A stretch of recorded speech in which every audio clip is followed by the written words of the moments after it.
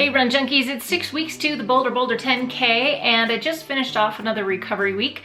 I've decided that recovery weeks are a necessary evil. Most training plans have a ramp-up period of about 3 weeks, and then the 4th week you take some time off and you rest and recover. It's during that 4th week that your training should be lighter and easier. Your runs aren't too hard or too long. You also don't want to make up for the easier miles by adding in strength or cross training, because what your body is doing is recovering from all the hard work you've put in over the last 3 weeks. So during recovery week, it's typically when we're at our most tired, and for me it's a mental thing. For example, last week I did 10 miles. It felt great. It wasn't hard. I was able to keep a pace going that worked out very well for me. Monday morning rolled around and my 4-miler, I was exhausted. So I had to remind myself it is recovery week. I've been working very hard. And so now I need to just dial it back a few notches and take it easy. Now on Monday, I did do a few hill repeats, and I don't know if you've ever done speed training, but when you do those faster intervals, you feel like you're just flying and you're going really, really fast. But I did take some video of me doing my hill intervals, and watching this is just depressing. It just looks like I'm going so slowly. It's like when you're in a race with photographers and you feel like you look fantastic and you're flying and your feet should both be off the ground, but for some reason the pictures that they capture are you and both feet are firmly planted on the ground. I don't know how that's possible. Part of the challenge for me as a video creator though has been to get better shots. So I'll bring my camera or my phone with me out on my runs and I'll just say a little something, but either the wind is up and you can't hear me, the light isn't good, or I'm shaking the camera too much, and so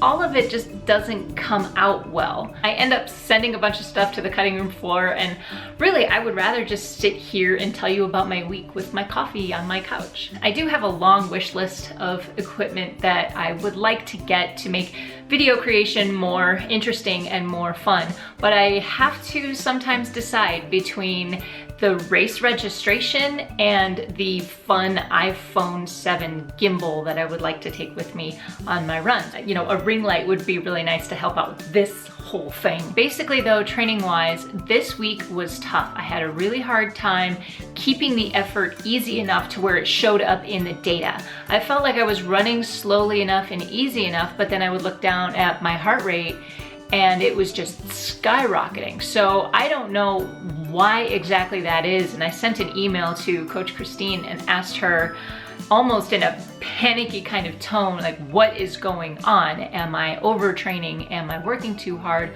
Why does it feel like I'm actually going slower now than I was 2 months ago? So there's something going on here. I'm hoping that she can demystify that for me. Most of this week, those sleep patterns have been spotty at best. The weather's been getting warmer and stress levels have been higher than they normally are.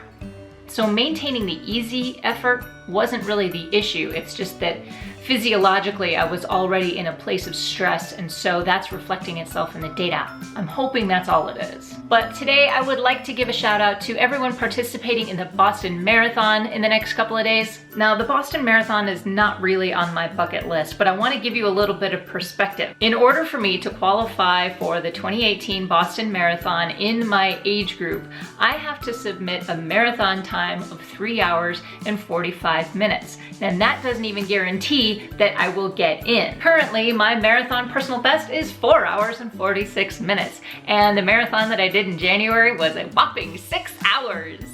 I've got a long way to go. So to all of you participating in the Boston Marathon, best of luck. It is hard to get in, and when you do, it's a badge of honor. So congratulations. Hashtag Boston Strong. Another shout out I'd like to give is to everyone who's participating in Run Disney's Star Wars Dark Side Half Marathon weekend. If you haven't seen my event guide video about this particular weekend, check out this card right here. May the force be with you and have a great time. I'm so jealous because I'm not going, but I finally got my Stormtrooper mug. I saw this in January during Walt Disney World Marathon weekend, and I wanted it and I didn't pick it up, and so I just went to the Disney store and I finally got it. Pew, pew, pew, pew, pew. Another great thing about Star Wars Dark Side happening when it is that this weekend is Star Wars Celebration, and it's the 40th anniversary of the first movie coming out.